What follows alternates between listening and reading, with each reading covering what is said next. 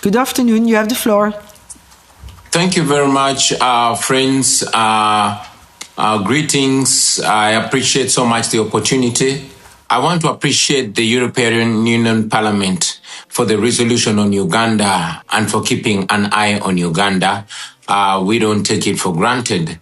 Every time we see development partners keeping an eye on what is happening here in Uganda.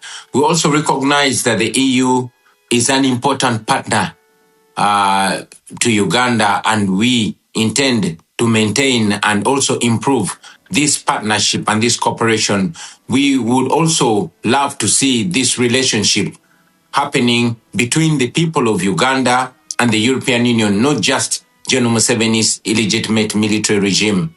I'm still on the run. I'm still in hiding because of the continuing threats on my life since what happened on the 16th of January when my house was, my compound was raided and I fled my house.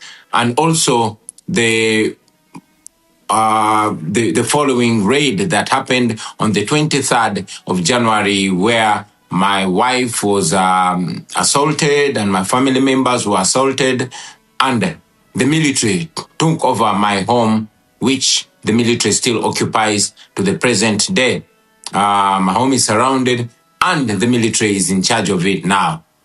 What happened on the 15th of January and the preceding days was not an election.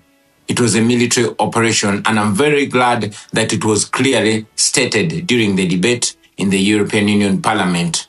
This violence started much earlier. It started on nomination day, and it went through the campaign trail. And I'm glad that the resolution mentions in specifics victims like Mesa Chokero, who was shot and killed, and also General Muhoozi Kainerugaba, who is the military chief and the son of General Museveni, came out on Twitter and,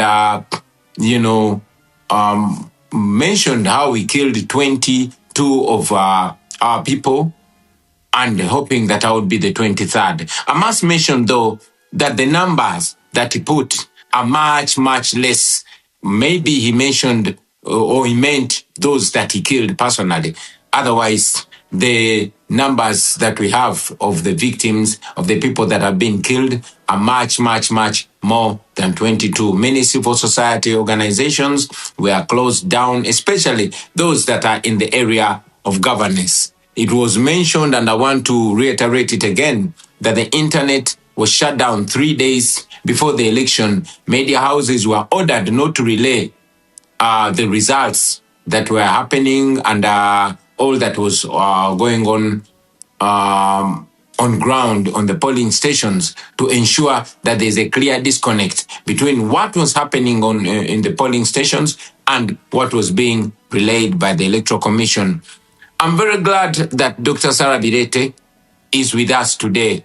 In this meeting, she was arrested, detained, because she was taking an effort to speak out and educate people, the citizens of Uganda, about their rights and on democracy.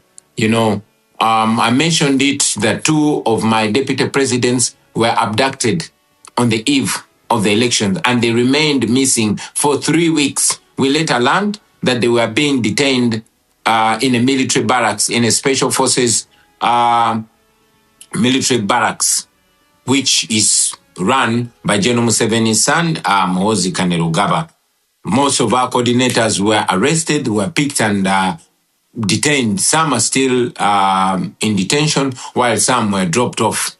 These also included officials from our election management committee. So what Mr. Byabakama, the chairperson of the Electoral Commission, relayed was actually completely different from what happened on the grounds. The law requires that there must be, coordination in the tallying of the results. That did not happen.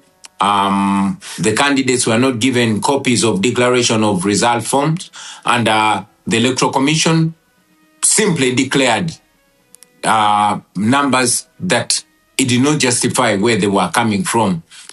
As we speak, we are still demanding that the Electoral Commission uploads the declaration forms so that the nation can be able to follow in transparency, so we can be able to compare the evidence that we have, the declaration of result forms that we have, to what was paraded by the Electoral Commission. But up to now, they have not uploaded the results on the internet like it's supposed to be. Somebody may ask, why then didn't we go to court? But we've mentioned it again that institutions in Uganda have all been destroyed, and including the judiciary. The manner of appointment of the Chief Justice recently is evidence to that. The Chief Justice was sworn in General Museveni's farm. So that and many other reasons cause us not to have, trust in the judiciary in Uganda. And many times, the regime, General Museveni or his son, have actually been guiding publicly and sometimes privately, determining how the judiciary does its work. So we found no redress whatsoever in the Ugandan judiciary, and that's why we did not go to court. We have presented some asks, which I want to reiterate here. We've asked for targeted sanctions that target particular individuals and regime officials that have, excelled in gross human rights violations. We believe that will curb their appetite in abusing, human rights, in undermining democracy, and to ensure that there's accountability for their crimes against humanity. Because I know we have other speakers on the platform, I want to appreciate you for the opportunity and to further call for more interest and for more attention to the people of Uganda. We really appreciate the attention, but we still request the international community to keep an eye on Uganda, to keep an eye on what is going on here in our country. I thank you for God and my country. Thank you very much. I can promise we will do that. I make sure, as the chair of the delegation EU Africa, that we will keep an eye on Uganda and we will follow up the situation very closely. We have also here with us today prominent human rights